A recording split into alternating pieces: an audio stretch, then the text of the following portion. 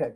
Anyway, hello everyone. Welcome to the Stress-Free Power Hour. This week, I'm going to do something a little bit different, going to mix it up a bit. I'm going to do a presentation on stress and some of the things that we can do to deal with stress. I figured because we're calling it the Stress-Free Power Hour, I might as well do a presentation and something that we can use to refer back to in the future. In that vein, what I will do is I will take the recording of this and I will post it on the Facebook page where people can look at it and comment on it. So when we talk about stress, I think what we need to do is there's a couple of definitions that we need to get clear on, because oftentimes people mix these two up. And so first of all, there's the stressor. And the stressor is it's a chemical or biological agent. It's an environmental condition. It's an external stimulus or any event that causes you to experience stress. And what that means, the stressors are the things in your life, in your environment that cause you to experience it. They're the things at work or in life that can make you feel stressed. So when people say, well, work is really stressing me out, what they're usually talking about is the stressors. Or if you say launching this course is really stressing me out, or getting my list built, or anything like that, what you're really talking about is the stressors, the things that trigger stress in your life. And it's really important we make this distinction. Now, stress, and I have a kind of a pretty typical definition, it's a state resulting from a stressor. It's especially one of bodily or mental tension resulting from factors that tend to affect or change an existent equilibrium.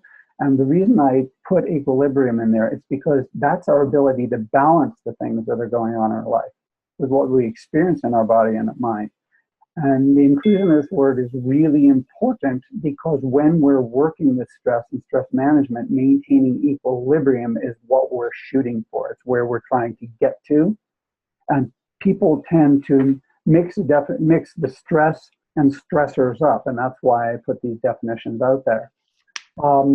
And the reason it's important to know the difference between these things is because by learning what we can change, which is stress that we experience, we can manage it.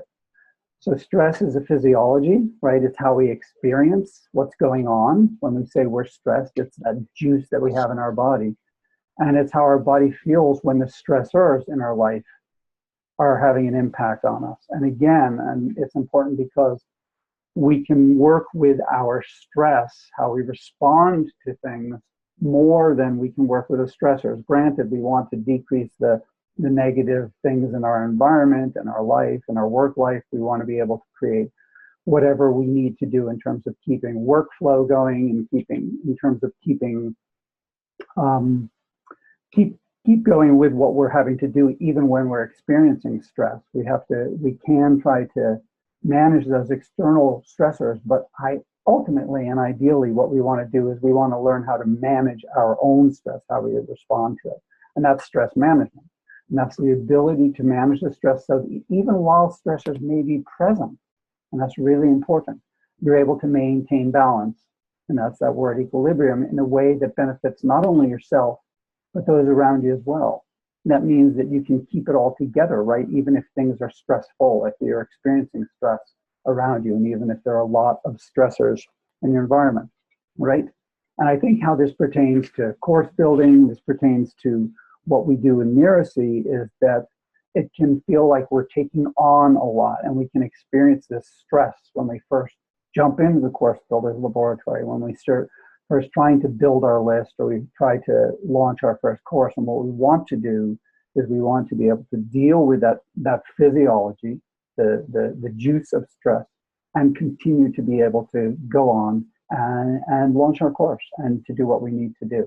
And oftentimes it's the stress that we experience that slows us down. That's what can cause us to procrastinate or cause us not to take action or cause us not to take a step, is that physiology we're experiencing. And then what we need to do then is work with that physiology. Now, I like to ask this whenever I'm talking about this is, what would your life look like if you had a way to handle any kind of stress? And so you can actually look at that in terms of your students. When you ask the magic wand question and you say, what would your life look like if you had a magic wand that could give you anything in terms of whatever you're trying to solve. And so that's what I'm trying to ask here is, what would your life look like if you had a way to handle any kind of stress around course building or in your life in general? Well, there's various things that people, when I ask them, people say, they say happiness.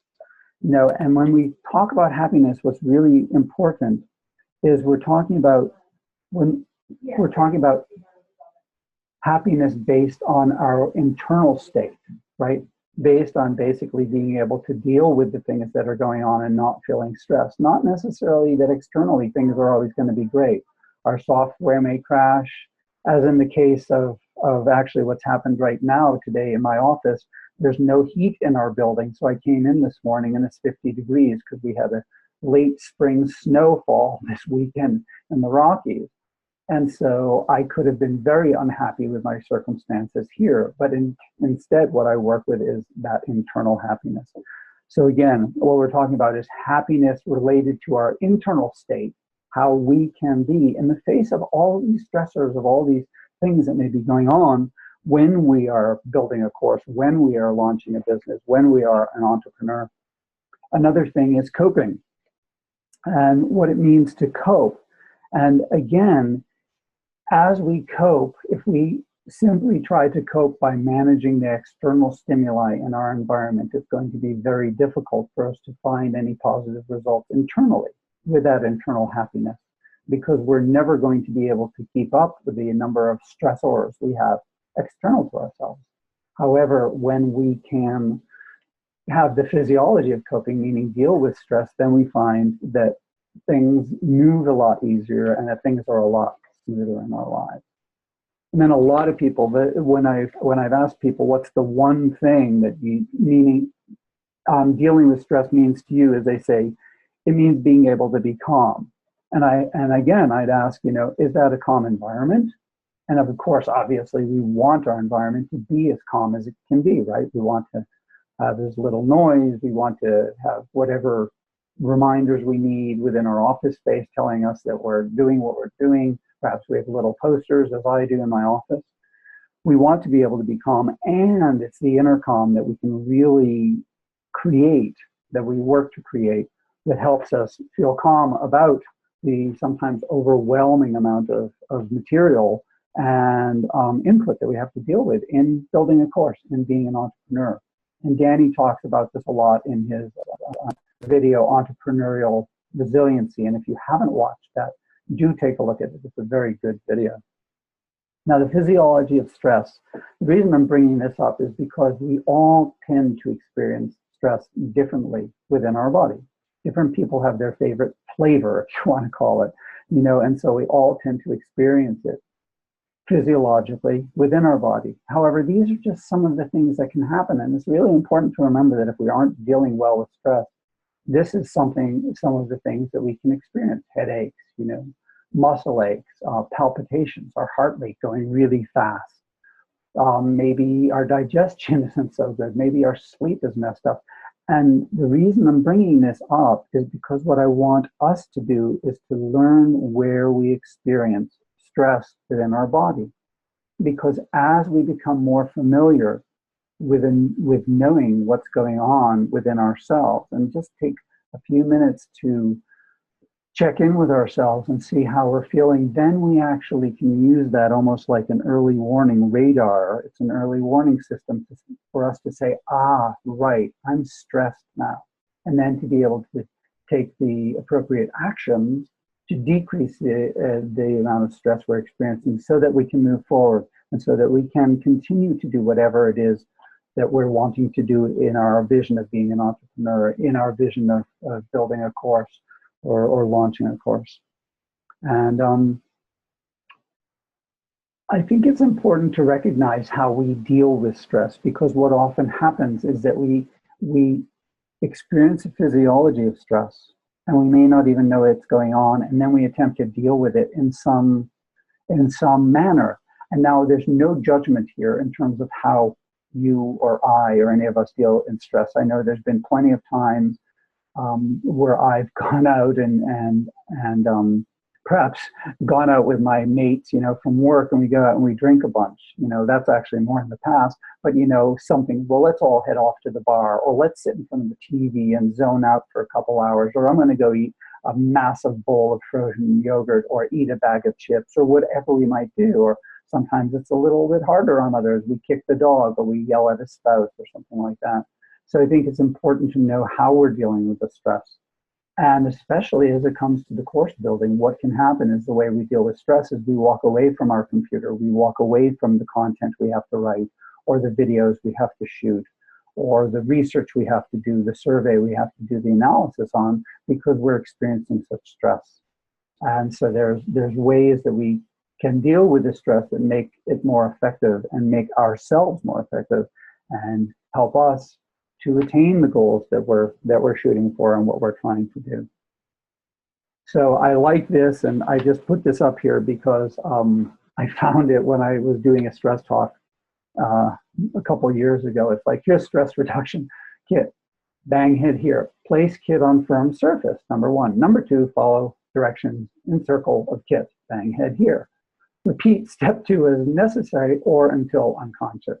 If unconscious, cease stress reduction activity. And I mean, this is what we sometimes do, though, don't we? We can bang our head against the wall. We can keep on running up against the same obstacles and the same challenges and not know how to deal with it because our pattern of response, the way that we respond to the stress, hasn't been refined. We haven't evolved in terms of how we deal with the stress. And I know that I experienced this, and I know that people within the Facebook group talk about it, and the coaches share about what our students are talking about as well. So what we need is we need the technique, we need a toolkit on how to deal with stress. And I'm only going to share just a few of them today because I really want to then get into a participant discussion here so we can all talk about ways that we've dealt with stress and some ways that we can deal with stress going forward and in the future. Now, my methods, the techniques that I share with others, and that I'm going to share very, very briefly today, have to do with mindfulness and meditation. There's tons of research. I've been studying this, by the way, and I've been teaching this for going over 10 years. And I know that there's tons of research showing, actually proving that meditation and mindfulness practices work incredibly well to help people deal with stress, illness, pain, and many other ailments. And so it really can work for us as we go through our entrepreneurial life, as we go through our course building, as we work with what we're learning here in Miracy and in the Course Builders Laboratory. And so the reason meditation works to help deal with stress is because, actually, I'm going to open this up to a conversation later on, but I'll just briefly touch on it, is that meditation actually is, at its heart, is a state of non-distraction where we aren't distracted by things. And a lot of times what happens is when we begin to learn how to work with meditation, a lot of people think it's about trying to get thoughts out of our mind or trying to get thoughts to cease or trying to stop feeling what we're feeling or experiencing what we're experiencing. And at its heart, really what meditation, what mindfulness are about is about not being distracted. So how that may be manifest in terms of when we're building a course or when we're doing something is we may find ourselves constantly checking our email or surfing the net or getting up to get something to eat, when in fact what we really need to be doing is we need to be writing a page of content. We need to be writing email. And so the way meditation helps us in that way, or mindfulness helps us in that way, is it helps us not be distracted from what we're doing and to recognize when we've become distracted. And I think that's a really important point, and how meditation can help is that it's a way of learning to know when we become distracted and then simply coming back to a state of non-distraction. So how do you practice? Now, what I'd like to do here is actually open up, at this point, anyone, if you'd like to unmute yourself. I still have the slide up here. What I could do is actually, we'll go back here so we can all see one another. Hey there, everyone. I'd like people to just comment. Again, I'm going through this very quickly because the purpose of this group actually is to come together and figure out how we can work more towards achieving what we want to do this week. But how are you feeling about me throwing in this topic of mindfulness and meditation in terms of how we might work with stress? Does anyone have any questions? Because I'm actually going to do a short exercise so that we can all experience it a little bit. Anyone have any questions? Nope. Okay. For those of you who see, as I mentioned, I'm wearing my jacket and I'm wearing my hat because it's 50 degrees in my office right now.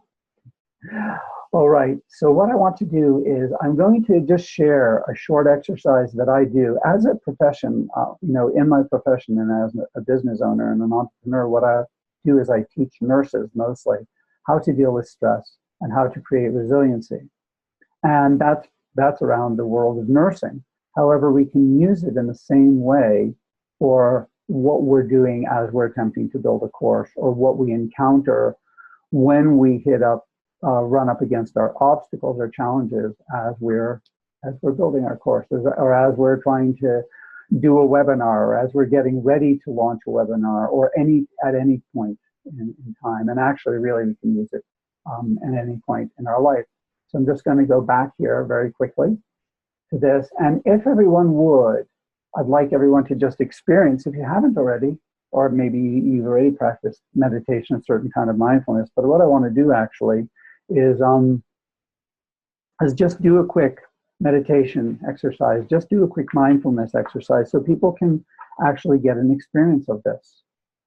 So a lot of people, I'm actually going to go to the next slide, is because a lot of people think that there's a lot of things we have to do as we learn to meditate. And in fact, meditation isn't so much about doing as it is about non-doing, really. And mindfulness is actually the same in terms of it's a way of not being distracted. It's a way of working with our mind. And instead of me saying any more, because I'm just babbling now, let's simply do it. So what I'd like everyone to do is simply sit up straight, and we'll keep our eyes open. And the reason we do that is because a lot of people think that, meditation is closing your eyes and blissing out. Well, the thing is, two things happen when you close your eyes. First of all, you go to sleep. And second of all, what happens is that we shut out the world. And what we're not trying to actually bliss out and get away from what's going on in our life. We're actually trying to learn to be very present. But, present and non-distracted. And so meditation doesn't have to be any, putting your hands like this right on your lap and closing your eyes and going in some bliss sphere. It's actually just simply being mindful and present. So all we do is we just keep our eyes open. And what we'll do right now, and again, this is a very short exercise, is what we do now is we simply bring our focus to our breathing. And we simply watch the breath and watch as we're breathing.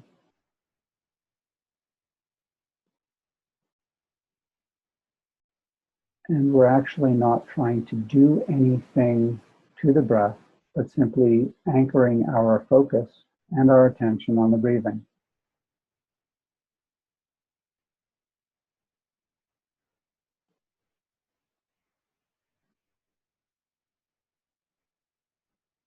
And if something arises in your mind, a thought arises, most people think that in order to meditate, we need to push all our thoughts out of our mind. Well, in fact, what I'd say is two things: good luck, and that's not what meditation is.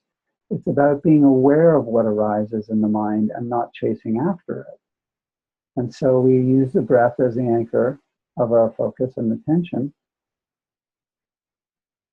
And if a thought arises, we simply come back to the breath.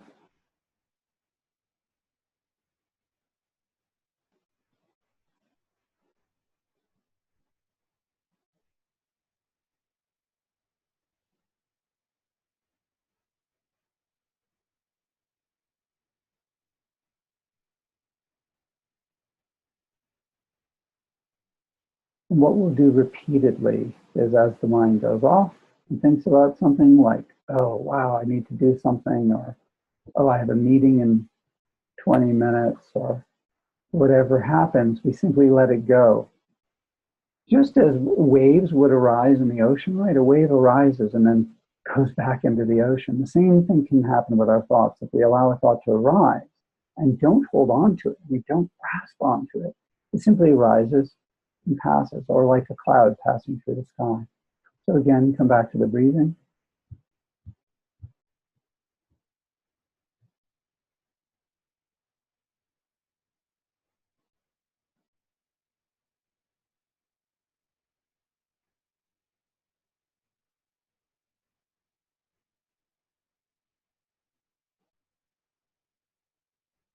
Watching the breath as it comes into and leaves the body.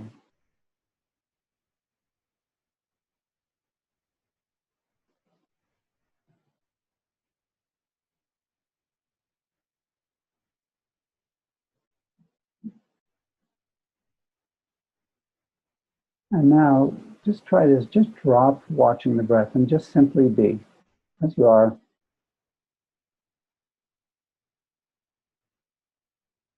And what we may begin to notice as we do this more, and there's a lot more to it, but again, this was just a little taste, is as we do this more, you may find that you can actually kind of drop into this throughout the day. So you'll be doing something and find yourself really stressed out or kind of totally distracted.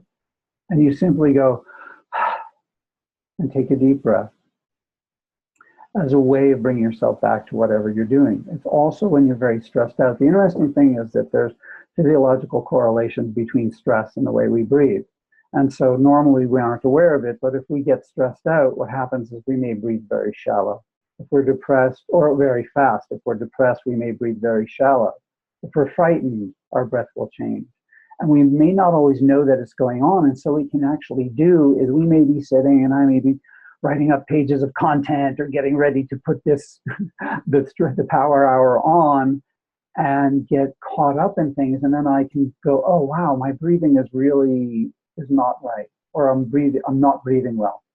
And whatever, again, as I said, is like, if you think about using it as an early warning, you can actually find out when you're distracted.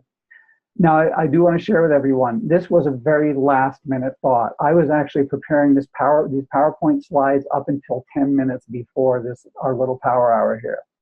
I did not know I was going to do this, but I decided maybe I would try to do this. So what I'd like to do is have people unmute. And first of all, let's talk about potential things that may stress us out during the week, anything that may be going on in terms of our course building, and then how we can actually work with and deal with that in a mindful manner. Maybe it's not going to be mindfulness and meditation. Maybe it's going to be that we have to do some real practical things to it, but I just want to kind of open up for discussion. So you can feel free to unmute, ask any questions. And I also want feedback about whether you think it would be effective for me to actually do an ongoing thing, or maybe even like a full webinar, like an hour-long session, hour and a half, for the mastermind group to learn how to work with mindfulness and meditative awareness, things like that. So, namaste. Thank you, Barbara. How are you? I'm good, thank you. Sure. I do have one little Miracy related question that stressed me out for a couple of days, like over the weekend when there was nobody to talk to. But I was under the impression that